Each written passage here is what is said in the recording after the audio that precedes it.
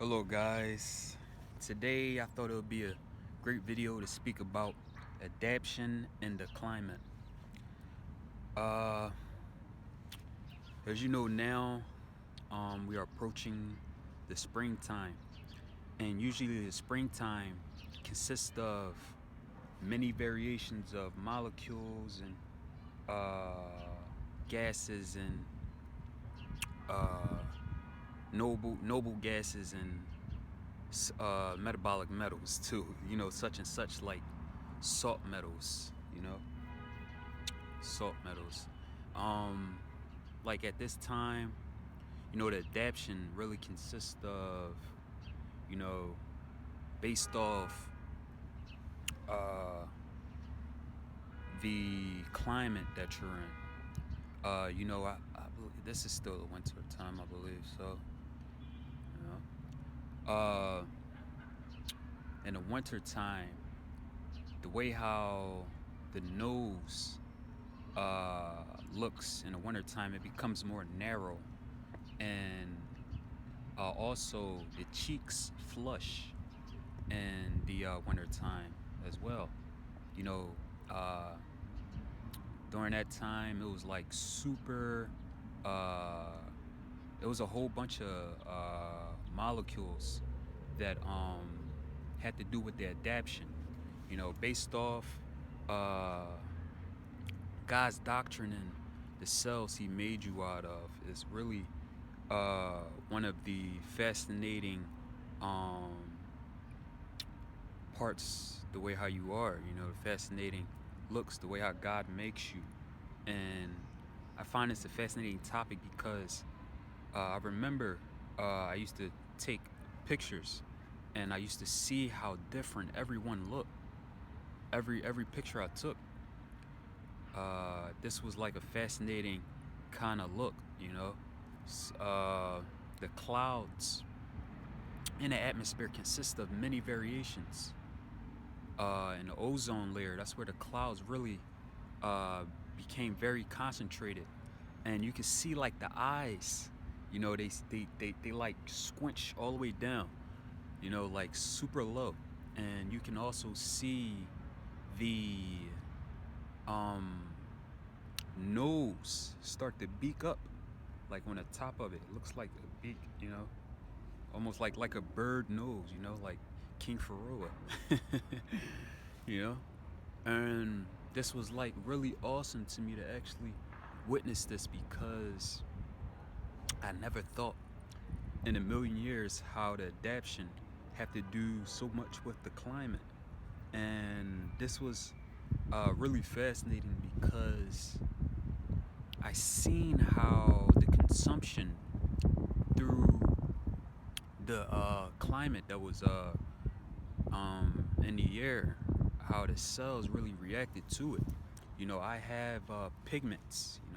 Everybody have pigments. Even the plants have pigments. Plants have pigments just like our skin. And I found it very much awesome to actually witness this, because you can notice how the carbs that's in the air, the carbs, carbohydrates too, there's some methane up there, and there's like a heavy amount of potents all in the atmosphere, different molecules. H2O is also up there in a steam form. you know and gas form is what I meant to say. This is really fascinating because all those potents and molecules in the ozone that get inside your pigments. You notice how the carbs how the carbs are in the air, and how they get inside of the pigments.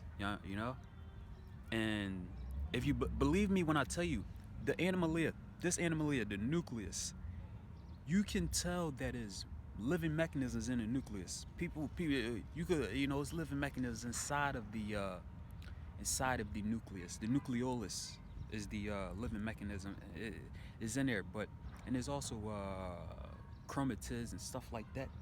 But you will know that inside of the nucleolus, inside of that nucleolus, you could tell there's living mechanisms in it too. You know, I've been watching these cool YouTube videos on cells and everything, and I find it very much how they should have, like they, I mean, like the nucleolus. You could have, like, oh, you could have seen like how the nucleolus would have living mechanisms in it too. You could tell that it's cells inside of it too. You know, the reason why I say this is because I know that it's eternity in themselves, you know. And I find it very much fascinating to actually witness this. As you see now, you can see that there is clouds in the eye right now. You know, the clouds don't really stay in the air for a long time. This is really one of the fascinating word knowledges I want to speak about. Um, I always put the mind towards the outer space. You know, this planet is in outer space. You know, and outer spaces, you know, is just eternity. You know, it's just, you know, and right now you would notice that this like I'm in the city of Philadelphia right now. This is only a dot in Pennsylvania. This is only a dot in Pennsylvania. Just a dot in Pennsylvania. I believe the capital is bigger than this city, but just notice that this Earth is humongous. You know, just like on the other side of the planet, they got continents bigger than the continents on this side that we on, and you know, it's really fascinating to actually witness this stuff, and I find it very fascinating. And another way to actually talk about cells and thy body. I thank you guys for listening. Enjoy your winter.